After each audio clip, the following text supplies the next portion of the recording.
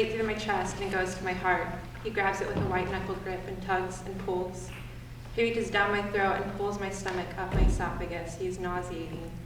Hits me across the face, punches me in the stomach, kicks me in the knees. I'm collapsed, sobbing, paralyzed all at once. Sometimes he promises that he's going to bring death. Sometimes I want him to, and sometimes I try to bring death to me. After all, he seems to be much better company than Panic. Panic and I met when I was a kid. It's been more than 10 years since the first time and less than 10 days since the last. You could say we're best friends, but most of my friends I describe as being pretty cool, but not Panic. He's kind of a prick. Now there's these things, they're called triggers. Mine include, but are not limited to, the place of my first job, when my phone calls go unanswered, when my family fights syringes. When I come across these things, Panic tends to show up. Though he's obviously uninvited, he hangs out anyway. The other thing about Panic is he's a bit manic. He puts crazy ideas in my head, makes me do crazy things. He makes me feel like a totally different person and not in a good way. When he's around, I'm pretty positive I'm gonna die. Don't realize that I'm being slightly irrational. And during the times that I do realize that I'm gonna continue living, I don't want to, I want to die, and I want him to bring death. When Panic really gets in my head, I don't hesitate to flirt with death.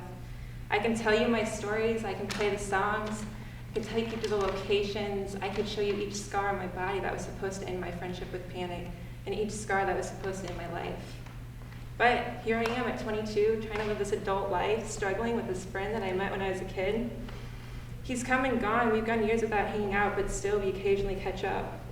After he comes around, I'm not quite myself for some time, but I get there. He's so exhausting, sometimes it takes days before I feel like I've rested. But I'll tell you a secret, Panic makes me feel alive. When Panic comes and goes, I'm reminded that I haven't always been as strong as I am now.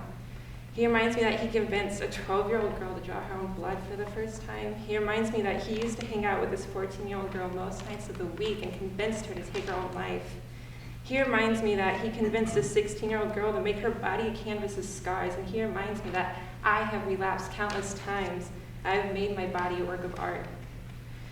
So when Panic leaves, I look at this piece that he helped create. I look at each brush stroke, I trace the shapes with my fingers. There's something comforting, remembering the process and creating this piece of work. I look at myself now and I smile. This painting is better than the Mona Lisa. This painting is better than the Scream, the Starry Night, the Sistine Chapel. I'm sure you get the point. I look at my canvas, I tell you this is the best fucking piece of art that I have ever seen. I'm not afraid to share this with you. I am not afraid to bring light out of my darkness. My mother and brother have both suffered from anxiety, and I just learned this at 20 years old.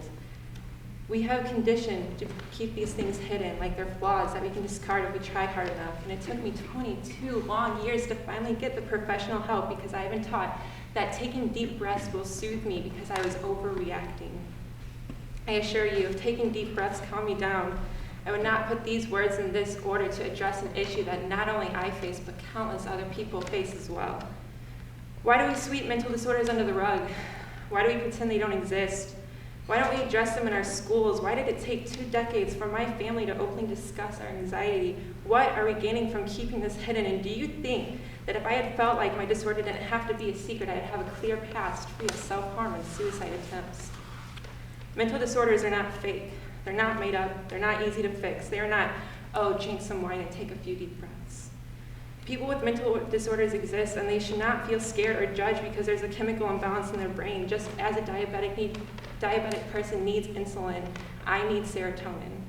It's hardly fair to say that one of these conditions is more valid than the other. The human brain is the most complex organ in the body. Why are we obsessed with it being perfect?